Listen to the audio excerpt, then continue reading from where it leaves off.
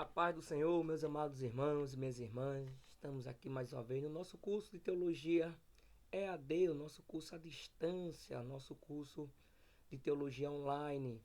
Lembrando que estamos estudando sobre a disciplina Síntese do Antigo Testamento. Hoje nós vamos iniciar nossa aula 3, que tem como tema o panorama do livro do Êxodo. Então eu sou o professor Humberto Carlos e sejam bem-vindos a mais uma aula.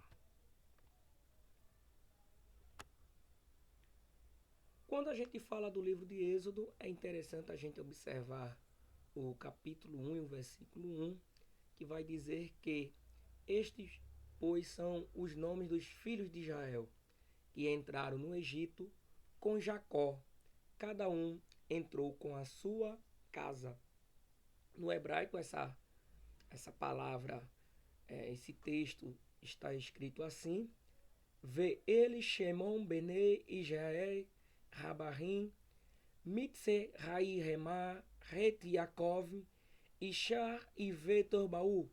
Então, quando a gente vai para o hebraico, a gente tem que lembrar de que todo o Antigo Testamento, principalmente o Pentateuco, foi escrito no hebraico. E quando a gente quer descobrir o nome do livro, a gente viu na aula anterior, estão nas primeiras palavras do livro. E a primeira palavra do livro é Ve'ele Shemon. Então, seja bem-vindo ao livro do Êxodo. Estes, pois, são os nomes dos filhos de Israel. Quando a gente fala do livro de Êxodo, o título Êxodo significa saída ou para fora. Lembrando que isso é uma versão grega da Septuaginta. Lembrando que a Septuaginta são aqueles 70 homens que foram escolhidos para traduzir do hebraico para o grego. Então eles vão botar o nome da versão Êxodo. Por que Êxodo? Porque significa saída, narrando o grande evento da história de Israel. A saída do povo de Israel ou de Deus do Egito. É conhecido como a saída e a salvação do povo. Mas os hebreus e os rabinos deram-lhe o nome do título hebraico do livro Ve'ele Shemon. Ve'ele Shemon quer dizer, e estes são os nomes, são as palavras que abrem o livro. Lembrando que no hebraico, o livro de Gênesis se chama Bereshit, na tradução do hebraico, né, da tradição rabina, né, judaica, é Bereshit. A Septuaginta vai traduzir para Gênesis, e Gênesis quer dizer no princípio. Já o livro de Êxodo, para nós é Êxodo, mas para os hebreus, rabinos, o nome do livro é Ve'ele Shemon, e estes são os nomes. Lembrando que acerca da autoria, a gente já viu na segunda aula e também um pouco na primeira aula, que todo o Pentateuco foi escrito por Moisés. Nós temos evidências internas e externas. A gente aprendeu sobre isso. O próprio Senhor Jesus vai atribuir, né, em João capítulo 5, versículo 46 e 47, vai dizer que Moisés escreveu tudo quanto testifica dele, que já profetizava, que já anunciava acerca de Cristo, tá bom? Nós temos aqui, além das evidências internas que o Senhor Jesus vai atribuir a Moisés, mas nós também temos evidências externas. Por quê? O livro permite nós deduzir que o seu autor era um homem extremamente instruído, era um homem muito inteligente para a época que foi escrito, né, o Êxodo. Então ainda não tinha um desenvolvimento da escrita, não havia ainda um desenvolvimento intelectual tanto da humanidade. Então a gente vai ver que esse homem que escreveu, o autor que escreveu o Êxodo, era muito bem instruído. Viveu no Egito por um longo tempo, foi testemunha ocular do Êxodo e conhecia bem a sequência das colheitas do Baixo Egito. E eu vou explicar mais um pouco à frente o que é o Baixo Egito. Então, as evidências externas nos demonstra, nos permite deduzir que o autor era alguém muito conhecido, muito bem instruído, alguém que estava vivenciando o Êxodo. E toda a tradição judaica e hebraica vai atribuir a Moisés. Então, não existe aí nenhuma contestação acerca da autoria de Moisés também do livro do Êxodo. Acerca da data do livro do Êxodo, nós temos um texto maravilhoso em 1 Reis, capítulo 6, versículo 1, que vai dizer assim: 480 anos depois que os israelitas saíram do Egito, no 4º ano do reinado de Salomão em Israel, no mês de Zivé, o 2º mês, ele começou a construir o templo do Senhor. Então, se nós observarmos, dentro de uma cronologia dos judeus, Salomão assumiu o reinado em 1971 a.C. E a construção do templo já vai antecipar um pouco o seu reinado, porque o rei Davi já deixou tudo preparado. E o início das obras vai se iniciar ali mais ou menos 967, 966 antes de Cristo. Então, fazendo uma conta acerca do Êxodo, da escrita do Êxodo, da saída dos filhos de Israel, dos israelitas, do Êxodo do Egito até o tempo de Salomão, o texto deixa bem claro: 480 anos. Então vamos pegar aqui uma conta básica: 966 a.C. mais 480 anos dá 1446 anos. Ou a gente pode deixar na margem que muitos defendem: o Êxodo foi escrito entre 1446 e 1447 a.C. Então é nesse período que o Êxodo foi escrito e que ocorreu todo o Êxodo. É saliente a gente frisar que quem tem autoridade de falar um pouco sobre a autoria, sobre a data, é justamente os judeus, pois eles estão próximos da fonte. Então, é a literatura judaica, hebraica, que nós estamos falando, que é o Antigo Testamento. Então, eles têm uma autoridade, e ali, 1 Reis, capítulo 6, o livro já deixa isso bem explícito. 480 anos depois que os israelitas saíram do Egito. Então, os judeus eles têm essa data. Então, a gente consegue identificar a data do Êxodo. Tá bom? Qual o objetivo, vamos dizer assim, de estudar o livro do Êxodo? Primeiro, ter a visão panorâmica, né, do livro do Êxodo, como ênfase no tema da redenção. Lembrando que nós não vamos estudar capítulo por capítulo, versículo por versículo. É uma visão, um estudo panorâmico, tá bom? Uma leitura por cima de alguns tópicos principais. Nosso objetivo também é sentir o quê? Desejar conhecer o plano da salvação de Deus para a sua vida. Porque se nós observarmos, o livro do Êxodo fala dessa salvação, dessa redenção de Israel, que nós temos também aqui uma tipologia da redenção de Cristo para a sua igreja. Agir, nosso terceiro objetivo, agir como? Louvando a Deus pela redenção, pelo seu guiar no nosso viver diário. Porque nós vamos ver que o povo de Israel louva, engrandece a Deus pela sua redenção. Então nós, da mesma forma, devemos louvar, bendizer, engrandecer o Altíssimo pela sua salvação e por nos guiar diariamente, tá bom? Então, o local do livro do Êxodo foi escrito no deserto, tá bom? O alvo é o povo de Israel, o alvo principal é o povo de Israel, mas a gente também pode incluir a igreja, pois a igreja, vamos dizer assim, ela acolhe o Antigo Testamento, tá bom? Como livro sagrado também. Não só o Novo Testamento, mas também como o Antigo. Então, numa visão neotestamentária, nós aceitamos, damos credibilidade, nós abraçamos e reconhecemos o livro do Êxodo como também um livro canônico, sagrado para a igreja. Sua estrutura literária. Como devemos ler o Êxodo? Nós podemos dividir o Êxodo em 3 partes. A primeira parte, Israel no Egito, tá bom? Que vai do capítulo 1 ao capítulo 13. A segunda parte é Israel no deserto, que a gente pega ali do capítulo 13, versículo 17, até o capítulo 18, versículo 27. E depois nós temos a terceira parte do Êxodo, que é Israel no Sinai, do capítulo 19 até Êxodo 40. Uma outra análise também para se ler, ter uma visão panorâmica frutífera da estrutura do livro do Êxodo, é como a primeira parte é Israel no Egito, e a gente vai, como é que a gente vai alinhar isso, correlacionar. Israel no Egito é Deus salvando Israel da escravidão egípcia. Na segunda parte nós vimos lá em cima que é Israel no deserto. Então, no deserto Deus dá a sua lei, tá bom?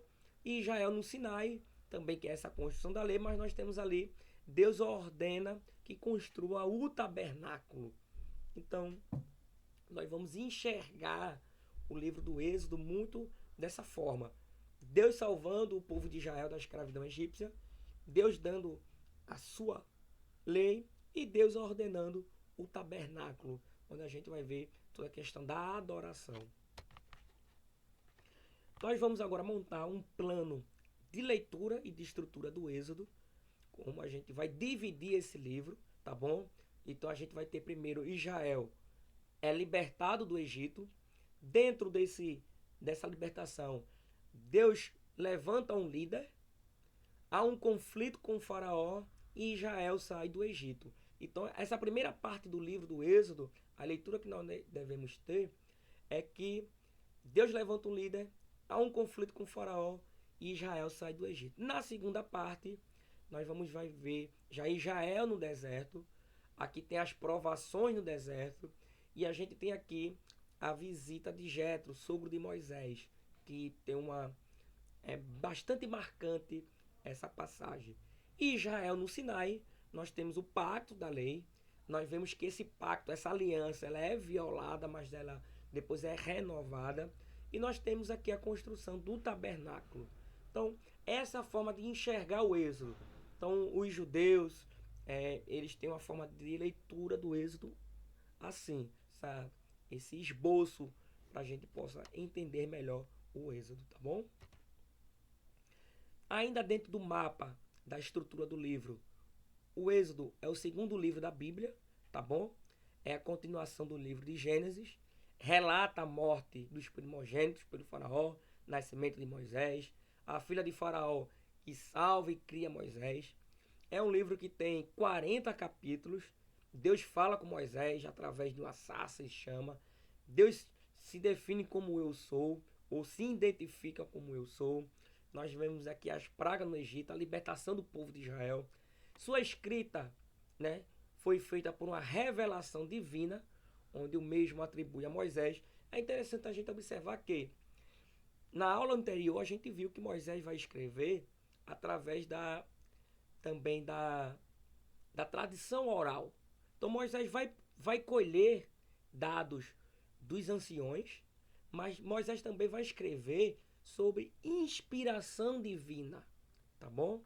Então a gente vai ver os atos de Moisés, que é a figura, vamos dizer assim, depois de Deus principal, né, no livro do Êxodo, porque Moisés vai ser o que vai libertar e vai legislar as leis, tá bom? Nós temos a aliança de Deus ali com o povo através do decálogo e a criação do tabernáculo. Então, essa é um mapa bíblico do livro do Êxodo. Nós temos alguns versículos chaves e a gente vai trabalhar durante ele todo esse momento, mas eu queria deixar aqui o versículo 20, capítulo 20, versículo 2 e 3. Eu sou o Senhor teu Deus, que te tirei da terra do Egito, da casa da servidão. Não terás outros deuses diante de mim. Então essa frase principal do decálogo, que é Deus querendo adoração exclusiva, tá bom? Então a palavra-chave é a salvação desse povo da servidão do Egito e Deus querendo adoração exclusiva, tá bom? Então vamos lá. Vamos agora trabalhar como ler o livro do Êxodo, como se tem uma leitura, como a gente entender bem o livro do Êxodo e o seu contexto histórico. O capítulo 1 e o versículo 8 do Êxodo, nessa primeira parte da leitura do livro de Êxodo de Israel no Egito, o versículo 8 vai dizer assim: Então se levantou um novo rei sobre o Egito, que não conhecera a José. E nós temos aí uma curiosidade, é que Faraó não é um nome, e sim um título de rei. Então o que acontece aí, nessa primeira parte aí do capítulo 1 do Êxodo?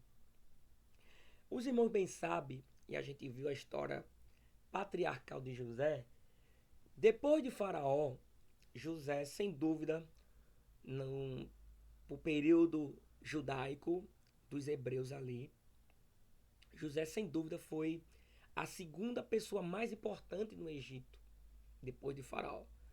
José foi o governador do Egito. É um estilo de uma força política muito forte, José era no Egito. Não só por administrar bem o Egito, mas por ganhar a confiança não só de Faraó, mas do próprio povo egípcio. Então José é muito bem conhecido naquela parte. E o Egito era dividido em Egito Baixo e Egito Alto. O Egito Baixo, tá bom? Ele é muito mais próximo ali do Mar Vermelho, ele é muito mais próximo das divisas com outras nações. Já o Alto Egito, nós temos aí a parte mais frutífera, é a parte ali do Nilo, é a parte onde está centralizado todo o comércio, toda a parte principal ali, tá bom? Então, existiam dois faraós que governavam o Egito antigo, que era um do baixo e um do alto. Então, o que é que nós temos aí? É que depois, no período de José para cá, nós vamos ter aqui uma unificação do Egito, um faraó apenas governando, reinando todo o Egito. Então, nós temos aqui, né, o Ramsés, que ele que vai ser aí o faraó que do tempo de José, né, que vai estar lá no período de José, sendo que vai se levantar um novo faraó agora no período de Moisés, que é chamado Sete I. E esse é opressor, porque ele não conhecia a história de José e ele manda matar todas as crianças, porque ele vai dizer que o povo hebreu, egípcio, tinha crescido muito ali e ele temia que esse povo se rebelasse contra os egípcios e tomasse todo o reinado, tá bom? E nós vamos ter aqui agora um Ramsés II, que vai ser contemporâneo de Moisés, que é esse que vai ter todo o conflito, todo o atrito com Moisés. Então nós temos lá Ramsés, que foi do tempo de José, nós temos esse Sete, que vai ser o início, assim que Moisés nasce, tá bom?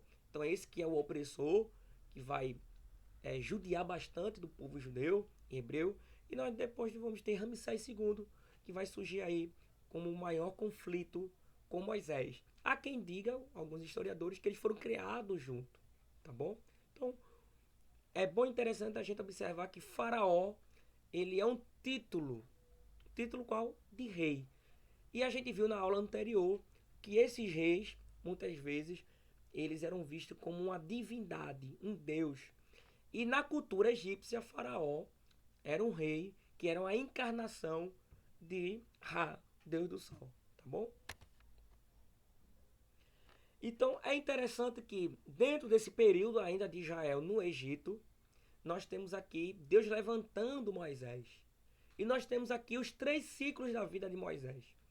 O capítulo 2 e o versículo 10 do Êxodo vai dizer assim: Tendo o menino crescido, levou a filha de Faraó, que o adotou e lhe deu o nome de Moisés, dizendo, porque eu o tirei das águas. Moisés, no hebraico Moshe, ou Moshe.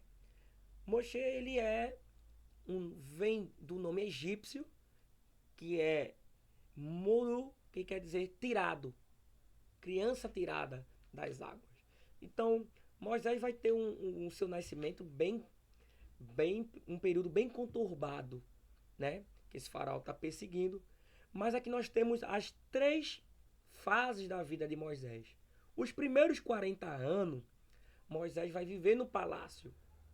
Ele conheceu toda a grandeza. Moisés foi muito bem instruído com toda a cultura egípcia. Vai conhecer de astronomia, de matemática, da escrita, da religião. Então Moisés vai ser alguém muito bem instruído. Lembrando que o Egito, na época, é a potência mundial que se existia, principalmente naquela região ali da Mesopotâmia. Então, Egito agora é a potência que tem ali. Então, dos 40 anos aos 80, Moisés ele sai do palácio, ele foge do palácio, ele se retira do palácio, tá bom?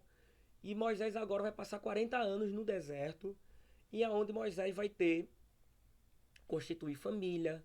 Moisés vai ter um encontro com Deus. E desses 80 anos até os 120, Moisés volta para o Egito. E Moisés agora vai ser o libertador do povo de Israel. Então a gente poderia dividir as 3 fases da vida de Moisés como Moisés no palácio, conhecendo a grandeza terrena. Dos 40 aos 80, Deus tira Moisés do palácio para mostrar que Moisés era nada. Uma linguagem assim bem pentecostal, né? De pregador. E dos 80 aos 120 anos, Deus leva Moisés para o deserto para ver tudo quanto Deus vai fazer no meio do seu povo. Tá bom? Então, nós vemos toda a história de Moisés resumida a isso. Se vocês lerem Atos e a pregação de Estevão e Hebreus capítulo 11, você vai ter uma leitura melhor desses 3 ciclos da vida de Moisés. Então a gente vê que o nascimento de Moisés, bem como todo o cuidado de Deus por ele no palácio de Faraó, fazia parte do plano de Deus. Então, às vezes a gente pode pensar que a gente não é nada. Às vezes a gente pode pensar que a gente não tem nenhuma chamada, a gente é inútil. Mas, assim como Deus fez com Moisés, Ele faz com você, faz comigo, faz com o seu povo, faz com a igreja. Deus ele tem cuidado e tem preparado uma obra para nós. Cabe a nós ter a sensibilidade e estar disposto a fazer a obra do Senhor. E Deus vai se utilizar de nós para libertar muita gente ainda da servidão do Egito, tá bom? Ou das mãos de Satanás. Aqui tem algo que eu queria trazer bem interessante ainda do ciclo da vida de Moisés, que Moisés agora não no Egito, mas no deserto. Moisés tem um encontro com Deus. Esse texto é bastante conhecido, os irmãos já conhecem, através da sarça. E Deus se apresenta ali como eu sou o que sou, ou aquele que traz à existência tudo que existe. Do hebraico, o eu sou o que sou é Yehová, ou Yahvé, vem de Yahvé, que traduzindo para o nosso nome português, que é Yahvé ou Javé, nós vamos atribuir, vamos botar numa tradução Jeová, tá bom? O nome de Deus seria Jeová, mas isso é algo bem, como posso falar para vocês, é de tradução, tá bom? Mas o nome de Deus, ele é um nome que poucos sabem. Então esse nome de Deus ele vai ter uma restrição, e eu vou explicar agora. Então o nome Jeová, ele vem lá no hebraico de Yud-He Vav-He. Yud-He Vav-He são essas palavras, o tentagrama, né? E que os judeus vão colocar como Adonai, como Senhor, tá bom? Elohim. Então, vão atribuir o nome de Deus a esse. Mas o nome de Deus, Moisés faz questão de querer saber o nome de Deus. Lembrando que do contexto do Pentateuco que a gente viu na aula anterior, o Êxodo ele está no contexto de que as divindades tinham nome, os deuses tinham nome. E até então todo sistema patriarcal e o povo de Israel não conhecia o nome de Deus. Deus nunca tinha havido revelado o seu nome para os patriarcas. Deus apenas se apresentava como o Criador, o El Shaddai, o Todo-Poderoso, mas Deus nunca falou o seu nome. E Moisés vai fazer questão de saber o nome de Deus. E Deus vai dizer assim, ó, diga, eu sou o Deus de Abraão, de Isaac e Jacó. Sim, mas qual é o teu nome, Senhor? E isso aqui é muito importante, porque o nome da divindade se chama invocar a divindade. Isso tem muito a ver com a sua personalidade, com o seu caráter. E quando Deus diz o seu nome, eu sou o que sou, significa aquele que traz a existência. E nós vamos ver aqui que Deus não se revela para o povo nômade. Porque o povo nômade precisava de proteção, de segurança. Então Deus se apresenta assim para Abraão, Isaac e Jacó como El Shaddai. Era o Deus da família, do clã, da tribo. Mas agora Deus vai se apresentar para Moisés como Deus sedentário. É aquele Deus que vai agora trazer uma existência para o povo de Israel. E que existência é essa? É uma nova cidade, é uma nova agricultura, é uma nova pecuária, é uma nova vida social, é uma nova vida debaixo de uma lei, uma vida nacional e uma salvação. Então Deus agora vai estar constituindo uma nação. Deus vai estar constituindo agora um povo para ele. Enquanto no Gênesis nós temos aqui o início, né, patriarcal das civilizações, no Êxodo nós temos aqui a instituição da nação de Israel. Tá bom? Então, nós temos aqui um Deus agora não mais nômade, mas nós temos agora aqui um Deus sedentário. É um Deus que agora está... quando eu digo sedentário, que você pode ver na aula anterior, é um Deus que agora vai cuidar de um povo numa cidade, de uma nação, que vai dar a sua lei, que quer o seu sistema religioso. Deus vai trazer uma existência agora de uma nação e de todo algo que venha reger essa nação, tá bom? Então, o nome de Deus é muito santo. Esse nome de Deus é muito santo. Deus vai colocar até uma lei que não deve ser falado em vão, tá bom? Que esse nome não deve ser falado em vão. E o nome de Deus ele vai parar de ser pronunciado desde a Israel no exílio. Por quê? Israel blasfemou Deus, blasfemou o nome de Deus, blasfemou a obra de Deus, as obras de Deus. Então os judeus pararam de falar o nome de Deus.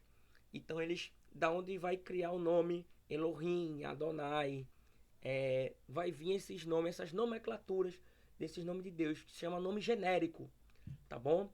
Então, quem vai falar o nome de Deus vai ser Jesus no capítulo 18 do Evangelho de João, no capítulo 1 ao 5. Que quando os soldados romanos e da guarda da sinagoga do templo vai prender Jesus, pergunta: quem é Jesus? Quem é Jesus entre vós? E ele vai dizer: eu sou o que sou. Dizer: eu sou. E quando Jesus pronuncia o nome de Deus, os soldados caem por terra. Você pode ler esse texto depois. Então, eu sei o nome de Deus, mas eu não vou falar, porque até então, na aula ao vivo, eu falei sobre isso, falei o nome de Deus, mas o nome de Deus é um nome muito sagrado. E por questão de conhecimento, por questão de reverência, se evita falar o nome de Deus, tá bom? Então, nós falamos Deus, Jeová, Elohim, Criador, tudo questão genérica. Mas o nome de Deus é muito sagrado. E tem pessoas que brincam em nome de Deus. Então, o nome de Deus, que traduzindo pra gente é Yahvé, tá bom? Yahvé, Yah, esse Deus criador, podemos dizer que é Jeová. Então, o nome de Deus é santo, é sagrado. Então ele se identifica para Moisés. E agora esse Deus vai intervir dentro do Egito. E aqui nós vamos ver agora Moisés retornando para o Egito. E nós temos aqui as 10 pragas do Egito. E essas 10 pragas, é interessante a gente observar. Êxodo 12, 12 vai dizer assim: E eu passarei pela terra do Egito esta noite, e ferirei todo primogênito na terra do Egito, desde os homens até os animais. E em todos os deuses do Egito farei juízos. Eu sou o Senhor. Então, as 10 pragas é Deus ferindo todo o Egito e todas as suas divindades que os egípcios acreditavam. Então, a primeira praga, que é o Nilo se transformou em sangue, quem era responsável pelo rio Nilo, segundo os egípcios? Eram os deuses Carnu, Rapim, Osíris, Neiti e Ratô. Então, esses deuses eram responsáveis pelo Nilo. E quando Deus transforma a água do rio Nilo em sangue, é Deus humilhando. Por quê? Esses deuses estavam associados ao Nilo a sua prosperidade. E qual é a consequência do Nilo se transformando em sangue? Destruição econômica, ambiental e religiosa. Então, na verdade, as 10 pragas é Deus ferindo os egípcios e Deus ferindo os deuses egípcios, mostrando a sua superioridade, a sua, vamos dizer assim, o seu poderio. Deus Todo-Poderoso, o El Shaddai, o Deus que nunca perdeu uma guerra, uma batalha, ele agora está humilhando o Egito e os seus deuses. Então, quando ele transforma a água do Nilo em sangue, ele está trazendo uma desordem do cosmo. Lembrando que na aula anterior, o cosmo, quem governa o cosmo, quem administra o cosmo, na leitura politeísta, são os deuses. E Deus está demonstrando agora que ele está acima do cosmo e ele vai humilhar, vai fazer aqui um desastre ambiental, econômico, religioso no Egito, humilhando os deuses Carnu, Rapi, Osíris, Neite e Ratô. Quando Deus, a segunda praga das rãs, quem era responsável? O que é que Deus estava humilhando? Deus estava humilhando a deusa Raquete. Por quê? Era conhecida como a deusa da prosperidade. E qual é a consequência? É que as rãs, que era representada por ela, era a versão que tudo que era sagrado estava sendo agora invadido por essas rãs. É como se Deus estivesse desconsiderando, profanando o sagrado dos egípcios, afrontando, humilhando a deusa Requete. E Deus, como manda os piolhos, ele estava humilhando os sacerdotes. Por quê? Porque os sacerdotes eram conhecidos pela purificação. Então, eles eram homens puros. E agora até os próprios sacerdotes, eles estavam cheios de piolho. E isso mostra que os próprios sacerdotes eram considerados também impuros.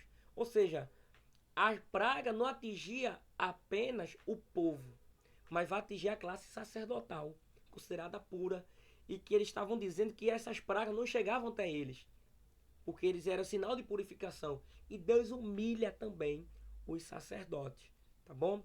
Depois Deus manda as moscas, e Deus está humilhando quem? Os deuses Ratô, Menives e Ra. Por quê? Esses deuses eram responsáveis pela beleza e proteção. Então, quando Deus manda as moscas, Deus está botando o quê? Irritação, incômodo. Não apenas as terras dos egípcios estavam sofrendo, mas outras terras também. E a terra de Gozém não foi abalada. A terra de Gozém é onde ficavam os egípcios, os hebreus. Ou seja, a comunidade hebraica, judaica, não foi atingida pelas pragas, só onde estavam os egípcios. Então a gente vê aqui Deus humilhando, trazendo, como se diz, uma, é, um transtorno no cosmos, um transtorno dentro do Egito. Deus humilhando, tá bom?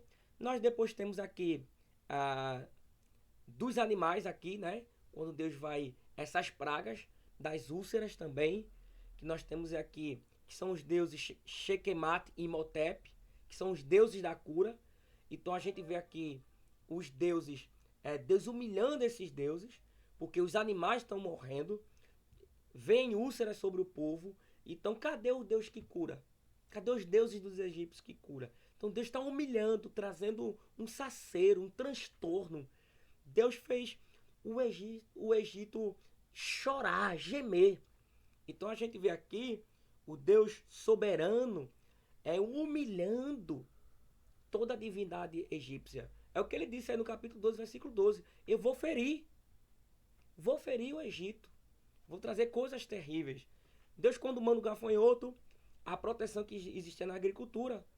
Deus trazendo uma desordem, gente, social, trazendo fome, inquietação, roubo. Houve, meus irmãos, uma desordem dentro do cosmos. O Egito ficou em pavor. É o Deus terrível mesmo. Esse Deus do Antigo Testamento, esse Deus do Êxodo, é um Deus terrível. E por último, as trevas, né? Deus transformando a praga das trevas. Ali, quem era responsável por isso? Era os deuses Ra e Amon-Ra, que era o deus do sol e das estrelas e da lua. E Deus agora faz o dia, que é a grande parte que governa o dia, é o sol, trazendo medo, confusão e descrença aos deuses egípcios. Por quê? Imagine vários dias, tudo em trevas. E o Deus de Israel, o Deus dos hebreus, reinando, soberano, com toda a sua soberania. E o povo vendo aquilo, vendo que Deus é esse? Que Deus terrível é esse? E por último, a morte dos primogênitos. Que é Deus agora humilhando o faraó. Porque dali é onde via a herança do trono. Dali é onde via o sucessor do rei. E ali Deus traz mortandade e a humilhação final. Então, é isso mesmo. O êxodo é marcado com a volta de Moisés para o Egito com essas pragas. Deus ferindo o Egito. Deus trazendo essa desordem, o medo, a descrença, humilhando todo Egito, seus deuses, seus sacerdotes e humilhando principalmente Faraó. Porque Deus tem um plano com o seu povo. Você tem dono. A igreja tem dono. Você tem um Deus que, aquilo que eu falei na aula anterior, não é apenas um Deus transcendente, que está acima do cosmos, que manda no cosmos, mas é um Deus imanente, que intervém na história, que se preocupa com o seu povo. Tá bom? E é esse Deus terrível que muitas vezes vem para fazer grandes coisas a favor do seu povo. Tá bom? Nós temos aqui marcado ainda a volta de Moisés para o Egito, a libertação. Nós temos aqui Êxodo 2, 24 e 25. Ouvindo Yahvé, ou Elohim, ouvindo Deus, o gemido do seu povo, lembrou-se da aliança com Abraão, com Isaac e com Jacó, e viu Deus os filhos de Israel e atentou para a sua condenação. Então a libertação vai se iniciar Deus ouvindo o gemido, o sofrimento, a humilhação do seu povo. E assim como o faraó humilhou o povo, todos os egípcios humilhou o povo, Deus humilha também o Egito. É interessante a gente observar que na cultura politeísta, os deuses só ouviam os reis e sacerdotes. Tá bom? Os homens apenas cultuavam, adoravam. Mas quem se comunicava, quem adorava, quem tinha essa relação com a divindade, era apenas sacerdote e os reis. E aqui é um Deus, não apenas um Deus nacionalista, territorial e familiar. Aqui é o Deus de Israel. é o Deus de que nós servimos, que ouve a nossa oração, que lembra da aliança que ele tem com o seu povo, com a sua igreja. E que muitas vezes ele desce na terra, intervém na história, faz coisas terríveis para libertar o seu povo. Tá bom? Depois esse êxodo, a libertação é marcada com a Páscoa, tá bom? Nós temos aqui a Páscoa é instituída, tá bom? Nós vemos aqui Deus dizendo que devem celebrar, Êxodo 12:47. Toda a comunidade de Israel terá que celebrar a Páscoa. E a Páscoa é marcada muito por essa saída, esse pachá. Páscoa quer dizer pachá, passar por cima. Deus feriu os egípcios, os primogênitos, mas não feriu Israel. E até hoje, essa festa ela é institucionalizada em Israel e até hoje ela é obedecida, tá bom? Atos 7:36 vai dizer assim: e eles o tirou de lá, fazendo maravilhas e sinais no Egito, no Mar Vermelho, no deserto, durante 40 anos. Então a gente vai ver aí que Deus ele vai libertar o povo dele. E uma coisa que é muito marcada no Êxodo é mais de 2 milhões de pessoas atravessando o Mar Vermelho. 2 colunas de água, lado esquerdo, lado direito, e o povo de Deus passando, Deus abrindo caminho onde não havia caminho, Deus abrindo porta onde não tinha porta, Deus abrindo oportunidade onde não tinha oportunidade. Deus trazendo a existência aquilo que existe, não é aquilo que não existe. É Deus trazendo a existência aquilo que existe. Tá bom? Isso é diferente. A gente aprendeu. Deus traz à existência aquilo que não existe. Não. Não pense desse jeito. Deus traz a existência ao que existe. Ou seja, não existe o mar, não tem saída. Deus assim está dizendo assim: para o mar, ao que existe no mar, eu vou trazer uma existência, o quê? Uma saída. O povo não tinha uma cidade, mas da cidade que existia, Deus disse assim: eu vou trazer uma cidade. Deus vai trazer a existência. Eu não sei o que você está esperando da parte de Deus, mas Deus vai trazer a existência de algo. Algo que existe, que você está vivenciando, Deus vai trazer algo novo para a sua vida, tá bom? Então o Êxodo é muito marcado por essa existência de Deus, por essas maravilhas de Deus, tá bom? Nós temos Israel no Sinai, agora, e dentro do Sinai nós temos aqui a constituição da lei, da aliança, conhecida como a Aliança do Sinai. Nós temos aqui o Decálogo. Deus desce no Monte Sinai, fala com Moisés, e Deus, quando está falando com o povo, relâmpagos, trovões, algo extraordinário acontece ali. Ao ponto que o povo diz assim: Moisés, fala tu conosco. Não deixe mais Deus falar conosco, com nós. Nós não suportamos ouvir a voz, porque era relâmpago, era raios, era trovões. Então algo muito marcante ali foi marcado. E Deus diz assim, e o povo agora diz assim: serás sacerdócio real, povo escolhido, nação eleita. Deus agora vai institucionar a lei, uma aliança no Sinai com o povo de Israel. E ali Deus entrega todo o decálogo e toda a lei. Bom, é interessante a gente observar que, por que o decálogo? Se vocês observarem, quando Deus começa a falar com Israel, com todo o povo, quando ele dá o 10º mandamento, o povo pede para Moisés agora ser o mediador entre Deus e todo Israel. Então, as palavras que Deus proferiu, que o povo ouviu, foi o decálogo. E Deus depois dá a Moisés esse decálogo em duas pedras, né? 2 tábuas de pedras, e ali está o decálogo. E o restante da lei, Moisés vai escrevendo e institucionalizando. Tá bom? Outra coisa que é muito marcada lá é a construção do tabernáculo. Êxodo 25:8 vai dizer assim: e me farão um santuário e habitarei no meio deles. Então é interessante a gente observar que o livro do Êxodo é marcado também pela adoração. e esse santuário de Deus. Porque as nações politeístas tinham seus templos, tinham os seus tabernáculos da época. E Deus agora vai também construir um tabernáculo e diz que vai habitar no meio do povo. E esse habitar, Deus desce a sua glória ali. E é interessante a gente observar que Êxodo 31 vai dizer que depois falou o Senhor a Moisés dizendo: eis que tenho chamado por nome Bezaleel, filho de Uri, filho de Ur da tribo de Judá, e enchi do espírito de sabedoria e de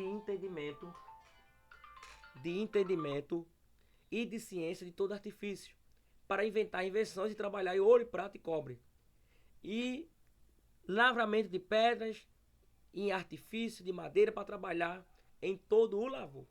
Então Deus escolhe, é interessante observar isso, Moisés era o líder principal, Arão era o sumo sacerdote, mas quem vai construir o tabernáculo é quem Deus chama e quem Deus escolhe e enche do Espírito. Então, o que é que eu aprendo com isso?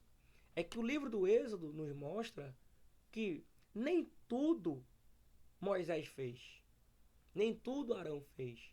A obra de Deus ela é coletiva. Cada um tem os seus talentos, cada um é específico para uma coisa. Tá bom? É o que Deus disse. Paulo escreveu.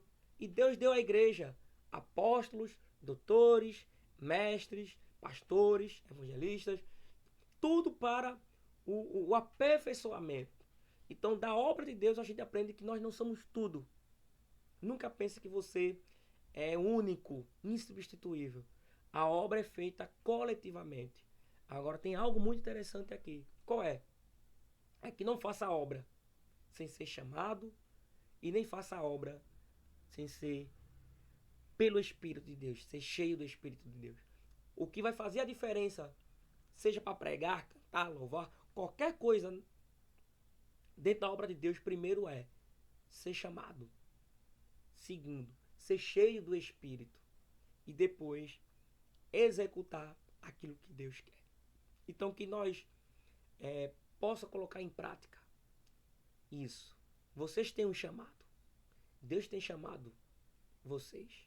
Então, que vocês busquem agora o conhecimento, crescer na graça, no conhecimento, para que Deus possa utilizar vocês, encher vocês, para que a gente possa fazer grandes coisas, para que Deus habite entre nós, aqui na terra, porque um dia nós habitaremos na eternidade com Ele. Mas por enquanto está sobre a nossa responsabilidade fazer Deus habitar aqui na terra. E hoje Deus habita em nós.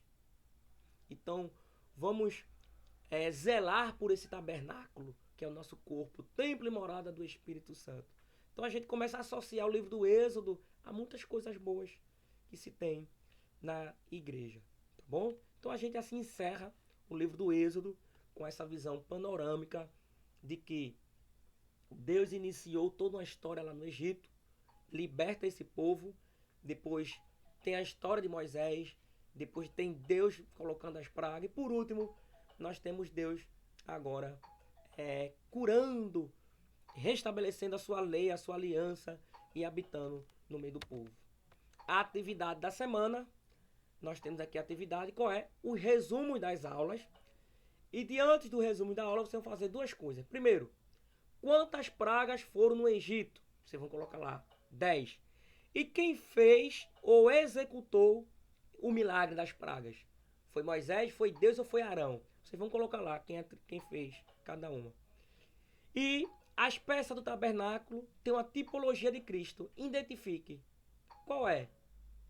O que significa o lugar santíssimo, santidade, o que significa cada peça do tabernáculo. Tá bom? Que Deus vos abençoe e até a próxima aula. Lembrando disso, Êxodo quer dizer, vê ele, Shemon. Assim, estes são os nomes dos filhos de Israel. Então que a gente possa ser instrumentos de Deus nessa geração que nós estamos vivenciando.